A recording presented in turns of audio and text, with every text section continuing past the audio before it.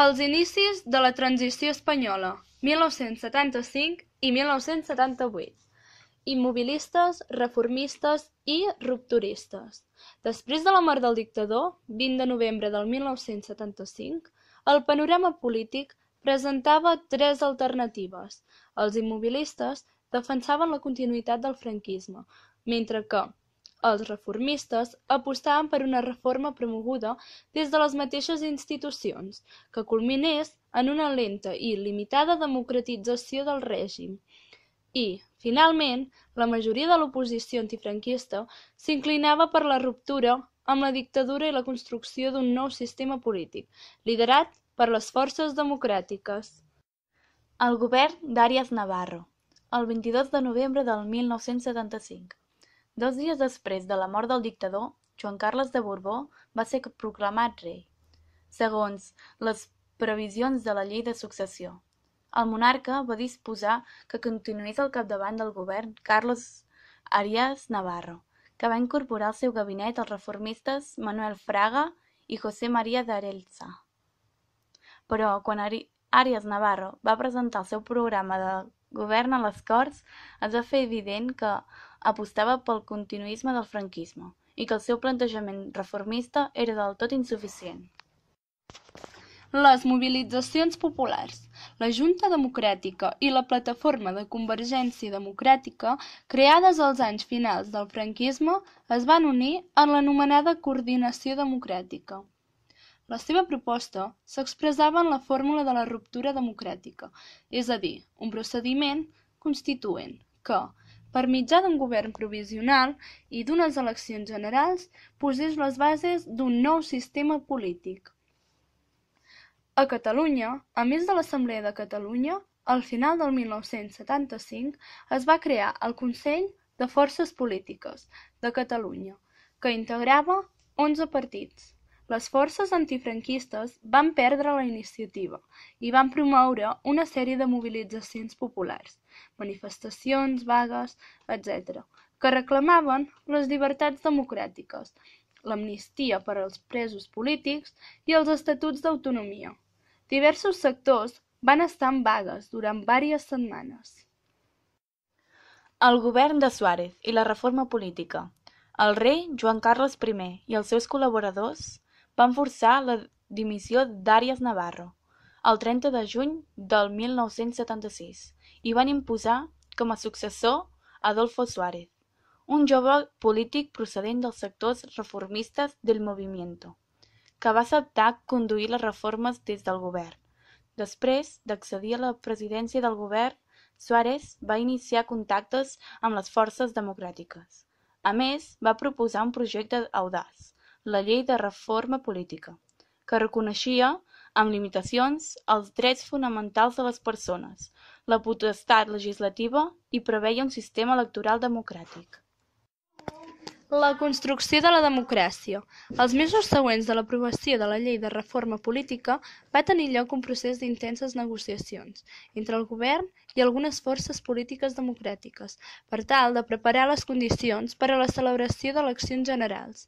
Mentrestant, a tot arreu es multiplicaven les mobilitzacions i les demandes de democràcia.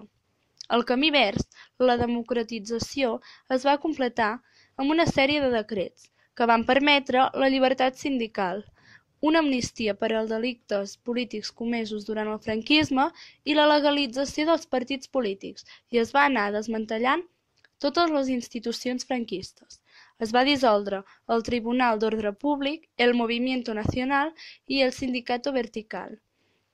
Es va legalitzar els partits, Partit Socialista Unificat de Catalunya i Partit Comunista d'Espanya. Les primeres eleccions democràtiques. Les eleccions generals van quedar fixades per al 15 de juny del 1977 i s'hi van presentar la majoria de partits que havien vertebrat l'oposició al règim de Franco. Manuel Fraga Iribarne va crear un nou partit, Alianza Popular. Des del govern es va constituir la Unión de Centro Democrático, el líder de la qual era Adolfo Suárez. La jornada electoral es va celebrar amb una normalitat absoluta i amb una alta participació. El triomf va ser per a la Unió del Centre Democràtic. El Partit Socialista Obrer Espanyol va quedar en segon lloc. Adolfo Suárez va constituir el primer govern democràtic d'Espanya, després de la Guerra Civil. Una de les primeres tasques del nou govern va ser la redacció d'una Constitució per establir les bases del nou estat democràtic. A Catalunya van guanyar els socialistes, encapçalat per Joan Reventós. El segon lloc va ser pel Partit Socialista Unificat de Catalunya i la Unió del Centre Democràtic, i també pel Partit Democràtic Cristià en tercer lloc. La Constitució del 1978, política de consens, va constituir en resoldre les qüestions cabdals per a la construcció de la democràcia per mitjà de negociació i l'acord entre les forces polítiques. Tenia un caràcter progressista, tot i que presentava una certa ambigüitat fruit del consens. La monarquia era parlamentària, la corona tenia la funció representativa i l'exèrcit quedava sotmès a la guerra, al poder civil. Aboleix la pena de mort i desenvolupa una àmplia declaració de drets fonamentals i llibertats civils i polítiques. Principis rectors de la política social i econòmica. Reconeixia la llibertat de mercat, però prevenia la intervenció de l'Estat en la propietat en cas d'interès públic. El dret a l'autonomia reconeix com a llengua oficial de l'Estat el castellà, a més de les llengües pròpies a les respectives comunitats autònomes. Instaura el Tribunal Constitucional i els mecanismes necessaris per a la seva reforma. El restabliment de la Generalitat de Catalunya. L'Assemblea de Parlamentaris Catalans demanava la restauració de la Generalitat, el retorn del seu president, el restabliment de l'Estatut i la constitució d'un govern provisional de Catalunya. Hagueren mobilitzacions populars al voltant de la campanya Volem l'Estatut. L'11 de setembre del 1976 a Sant Boi de Llobregat i l'11 de setembre del 1977 a Barcelona. Llavors, el president Suárez va voler prendre la iniciativa i va negociar directament amb Tarradellas el restabliment de la Generalitat provisional i el seu retorn com a president després de 30 anys d'exili. Poques competències, ensenyament obligatori del català i comissió mixta de traspassos Estat-Generalitat. L'Estatut d'Autonomia de Sau. L'Assemblea del Parlament català va impulsar l'elaboració de l'Estatut d'Autonomia i va nomenar una comissió de 20 diputats que va redactar el projecte d'estatut. El projecte, anomenat Estatut de Sau, pel lloc on va tenir lloc les reunions de treball de la comissió, va ser aprovat per l'Assemblea del Parlament el 16 de desembre del 1978. L'Estatut va ser sancionat per les Corts. A Catalunya es va celebrar el referèndum, que va triomfar. L'Estatut reconeixia Catalunya com una nacionalitat, el català com a llengua pròpia, el Parlament, President, Consell Executiu, Tribunal Superior de Justícia, competències legislatives i executives, Policia Nacional i finançament.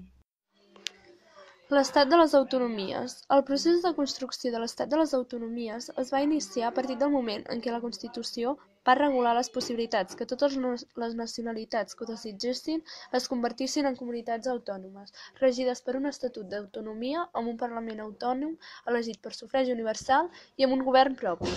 Establia 2 procediments d'accés a l'autonomia, un de més ràpid i complet, previst a l'article 151, al qual podien accedir directament les nacionalitats històriques i si complia una de les condicions determinades i la decisió era aprovada per un referèndum, i un altre de més lent previst a l'article 143. Crisi econòmica i obstacles a la democràcia. Un context de crisi econòmica internacional. La transició va coincidir amb l'inici d'una crisi econòmica internacional, arran d'una gran pujada del preu del petroli. Els problemes econòmics s'hi van afegir la incertesa política i el retard d'adopció de mesures contra la crisi. Hi va haver una disminució de les exportacions, una retallada de les inversions estrangeres, una caiguda dels ingressos per turisme i retorn dels emigrants a Europa. La crisi energètica va derivar en una profunda crisi industrial i, consegüentment, l'atur va augmentar en un ritme anual molt elevat. La renda per càpita disminueix i es produeix un procés d'inflació. Els preus en general augmenten. La caiguda de l'activitat econòmica a Catalunya va superar la mitjana espanyola. L'atur va augmentar a un ritme anual molt elevat i va passar del 8,1% al 19,9% total. Tot això va frenar el corrent migratori i va contribuir a la caiguda de la taxa de natalitat. Els pactes de la Moncloa.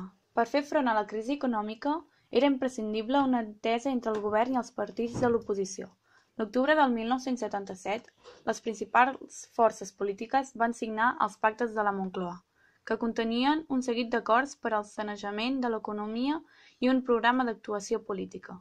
Els seus objectius principals eren la reducció de la inflació i la posada en pràctica d'un conjunt de reformes per repartir d'una manera equitativa els costos de la crisi, racionalitzar el consum d'energia, etc. Hi va haver una reforma fiscal i una reforma de la seguretat social. També es va precedir una reforma tributària i va entrar en vigor l'impost extraordinari sobre el patrimoni. Els obstacles de la democràcia. Alguns sectors promovien la violència per tal d'obstaculitzar la democràcia. Les principals amenaces provenien de l'involucionisme, el colpisme militar i del terrorisme. Les forces de l'extrema dreta van estimular un cop d'estat militar que forcés la involució política. Organitzaren grups violents que van arribar a la formació d'agrupacions de pistolers com els Guerrilleros de Cristo Rey i la Triple A. Una de les seves accions més virulentes fou l'assassinat de 5 advocats laboralistes vinculats al Partido Comunista Espanyol, al seu despatx del carrer Atocha de Madrid, 1977. El terrorisme d'extrema esquerra també va incrementar les seves actuacions cercant víctimes entre les forces armades, els cossos de seguretat, etc. En aquells anys van aparèixer els Grapo, Grupo Revolucionario Antifascista Primero de Octubre, i el FRAP, Frente Revolucionario Antifascista i Patriótico. L'activitat terrorista principal provenia d'ETA, que refusava la Constitució del 1978, perquè aquesta no reconeixia el dret d'autodeterminació. Així, l'organització terrorista va emprendre una campanya d'atemptats. Una enorme magnitud va tenir l'atemptat als magatzems Hipercor de Barcelona, el 1987, que va causar 21 morts i 45 ferits. A Catalunya es creà l'organització independentista, Terra Lliure. La consolidació democràtica, 1978-1982.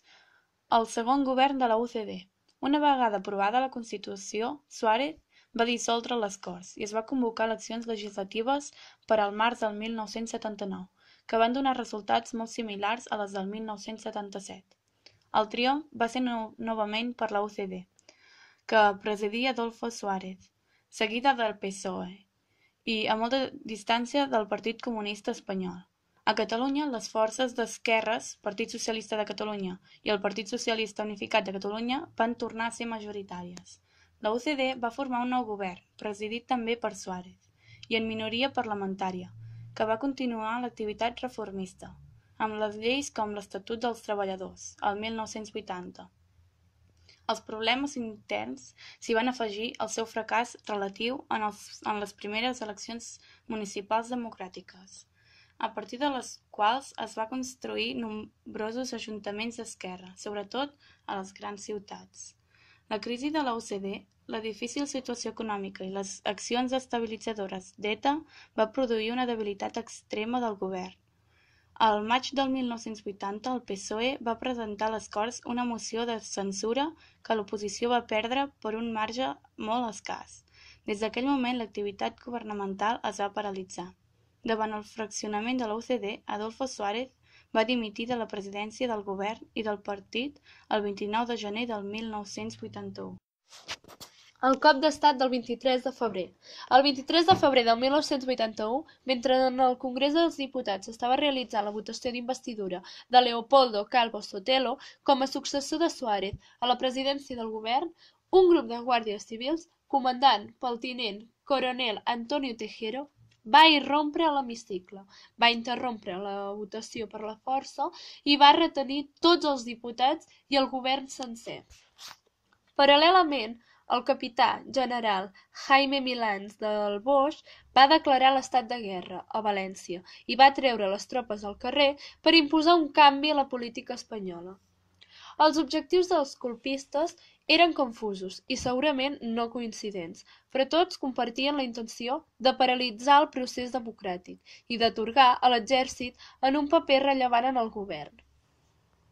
El 27 de febrer, un seguit de manifestacions multitudinàries en defensa de la democràcia va recórrer els carrers de les ciutats espanyoles.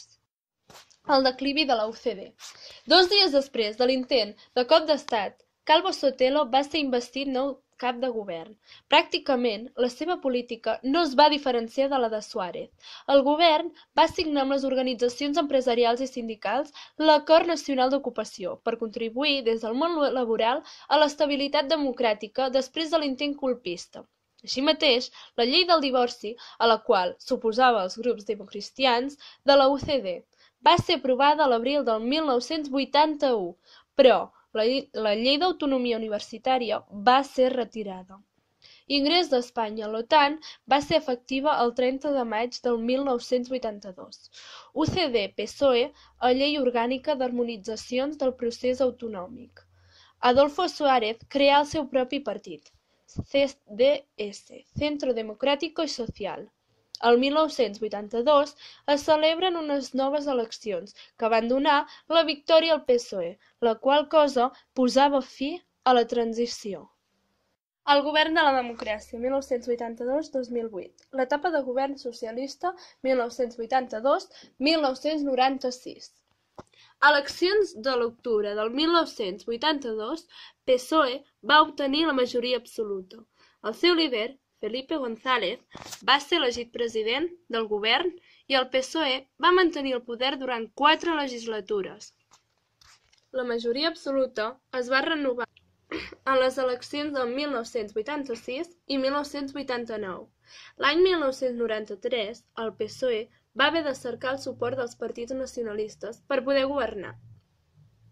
El 1982, amb un cens de 26,8 milions de votants i amb una participació del 80%, el PSOE va obtenir 10 milions de vots, mentre que Aliança Popular la meitat. Per darrer es va situar Convergència i Unió, la UCD i el Partido Comunista d'Espanya. A Catalunya, el Partit dels Socialistes va obtenir triomf i el segon lloc va ser per CiU, Convergència i Unió. El canvi socialista es va concretar en un ampli programa de reformes, lluitar contra la crisi econòmica, racionalitzar l'administració pública. La reconversió industrial va ser un procés d'adaptació del sector productiu a l'exigència del mercat internacional i de l'ingrés de la Comunitat Econòmica Europea.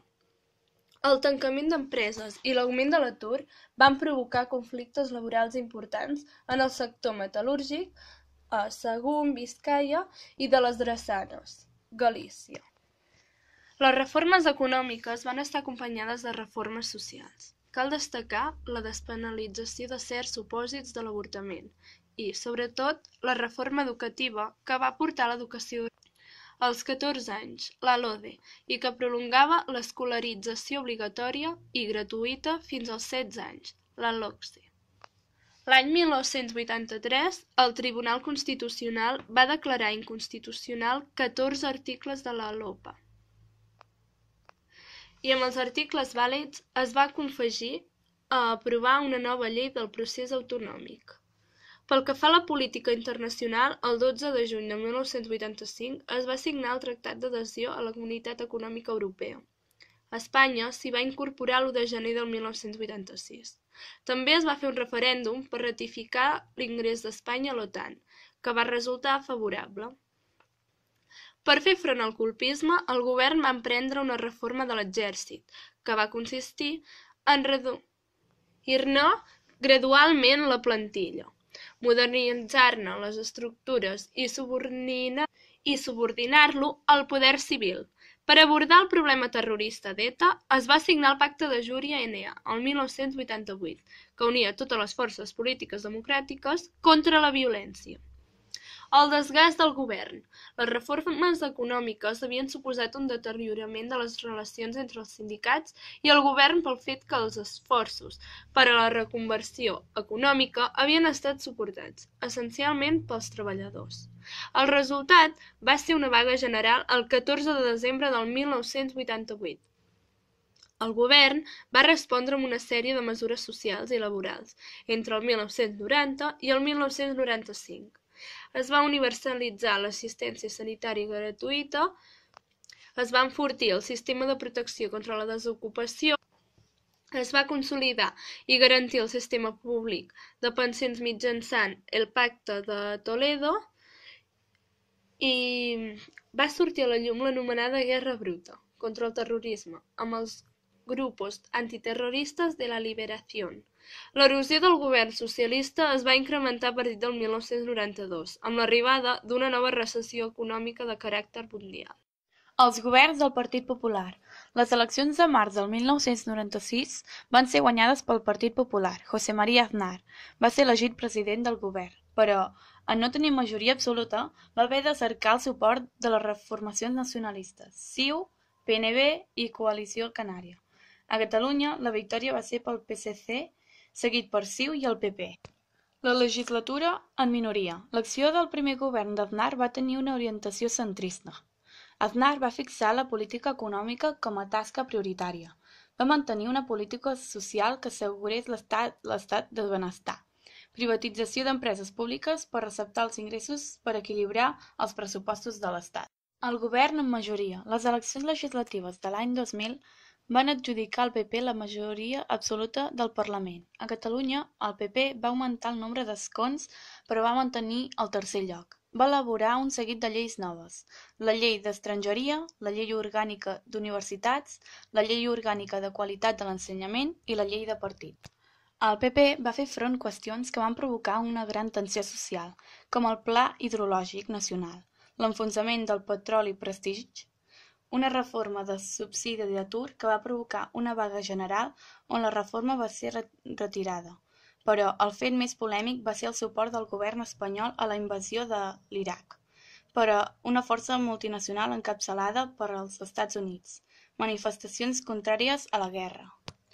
Per a les eleccions del 2004, el PP va designar Mariano Rajoy com a candidat a la presidència. Però l'11 de març, 3 dies abans de la data electoral, l'esclat de 10 bombes a les rodalies de l'estació Atocha a Madrid van causar quasi 200 morts i més de 1.000 ferits. Va alterar dramàticament la campanya electoral. En un primer moment, el govern va atribuir l'atemptat a ETA, quan moltes pistes deien que havien sigut l'organització islàmica Al-Qaeda.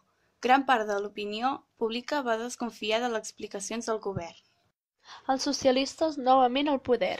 Les eleccions es van celebrar el 14 de març del 2004 i les previsions asseguraven una nova victòria al Partit Popular, tot i que no va ser així. El PSOE presentava com a candidat José Luis Rodríguez Zapatero, que va aconseguir un nombre més alt de vots. La primera mesura fou retirar immediatament les tropes espanyoles de l'Iraq, a l'abril del 2004. També va promulgar noves lleis com la llei orgànica per a la igualtat efectiva de dones i homes i la llei de dependència. Va agilitar els tràmits del divorci, la regularització d'immigrants i va permetre el matrimoni entre dues persones del mateix sexe. Per últim, va renovar alguns estatuts d'autonomia. La Catalunya autònoma, els sistemes de partits a Catalunya. Trobem a Convergència Democràtica de Catalunya el representant Jordi Pujol. Unió Democràtica de Catalunya, un petit nucli de centristes de Catalunya. Al PSC, al Congrés, trobem que ho representa Joan Reventós. Al PSC, que és un reagrupament, trobem que el seu representant és Josep Pallach. I Federació Catalana del PSOE, seguidament Partit Socialista Unificat de Catalunya, entre d'altres com Esquerra Republicana de Catalunya, Partit Popular i Unió de Centre Democràtica, els quals alguns membres van abandonar el partit i es van unir a la Convergència i Unió. L'hegemonia de Convergència i Unió a la Generalitat. 1980. 20 de març, primeres eleccions autonòmiques, que van suposar el triomf de Convergència i Unió, 28% dels vots. Jordi Pujol va formar un govern en minoria amb el suport d'RC. Va tenir com a objectiu prioritari el desenvolupament de l'Estatut. L'aprovació de l'OPA, Llei Orgànica d'Harmonització del Procés Autonòmic, va ser mal rebuda i va dificultar les relacions amb el govern central. Eleccions del 1984, 1988 i 1992. Majoria absoluta. Fins al 1995, que va quedar a majoria simple. Allà es van acabar els 23 primers anys de l'autonomia catalana. Durant el període, la tasca del govern va ser consolidar institucions pròpies amb les lleis sobre organització del govern, funció pública, creació de la policia autonòmica, els Mossos d'Esquadra, impulsar el desenvolupament de matèries bàsiques com l'ensenyament i la sanitat, de gran importància, llei de normalització lingüística, promoció del català en l'ensenyament i major presència en mitjans de comunicació, la creació de 3 canals de televisió, TV3, 33, 324 i la llei d'organització del territori, 41 comarques. El govern tripartit d'esquerres. El 2003, el Partit Socialista de Catalunya va ser el partit més votat per un estret marge. Es van unir Esquerra Republicana de Catalunya i Iniciativa de Catalunya Verd. Va sortir Pasqual Maragall com a president al capdavant d'un govern tripartit, acordat amb el Pacte de Tinell. El principal projecte va ser elaborat un nou estatut que reconegués el caràcter nacional de Catalunya, més competències per la Generalitat i que millorés l'autonomia tributària i drets i deures als ciutadans davant del govern de Catalunya. El text estatutari va ser aprovat pel Parlament el 2005, amb el vot de tots els partits menys el PP. El creixement econòmic. Després de la crisi del 1993-1974, les economies occidentals van començar a recuperar-se i a créixer. Espanya i Catalunya van participar en aquest creixement. Hi havia 3 fases de creixement, 1986-1991. Després del procés de sanejament bancari i reconversió industrial del PSOE, va augmentar la renda per càpita, va disminuir l'atur i va millorar l'economia en general. Fase de recessió, 1992-1997. El creixement es va esgotar a causa de les dificultats econòmiques per l'enfonsament de l'URSS, la recessió econòmica dels Estats Units i la unificació d'Alemanya. Va disminuir la renda per càpita, va augmentar l'atur i va augmentar l'inflació. Fase de creixement, 1998-2008. El govern del PP i el primer govern de CP va coincidir amb una etapa de recuperació afavorida per ingressar a la comunitat de la moneda de l'euro. Menys interessos, menys inversió i consum, més lloc de treball. Augmenta el preu del producte energètic. Malgrat tot, es mantenen problemes estructurals. Les taxes d'atur són les més altes entre els països industrials. Dèficit exterior i endarreriment tecnològic. Economia basada en el lideratge de la construcció. El boom immobiliari ha augmentat els préstecs hipotecaris i hi ha molta demanda de residència. Economia a Catalunya. Va patir els mateixos cicles de creixement que la resta del país. Els serveis han estat l'activitat econòmica més important. La integració al mercat europeu ha fet que l'espanyol perdés força i que augmentessin les exportacions estrangeres. Les diferències amb el conjunt de l'Estat han disminuït. De 26 punts de diferència de PIB es va reduir fins a 16. Catalunya és la comunitat més rica productivament. El 2008 va haver-hi una crisi financera mundial provocada per les hipoteques escombràries dels Estats Units d'Amèrica. Això provoca un enfonsament de la borsa de tot el món. Hi ha un descens de consum, menys préstecs i la frenada de la construcció i problemes bancaris. A Catalunya han continuat amb una crisi industrial derivada de les dificultats financeres de les empreses i de la frenada del consum. A moltes empreses augmenta l'atur i disminució d'un 2,9% del PIB a l'inici del 2009. El canvi demogràfic i social. Espanya ha deixat de ser un país d'immigrants a ser un receptor d'immigració.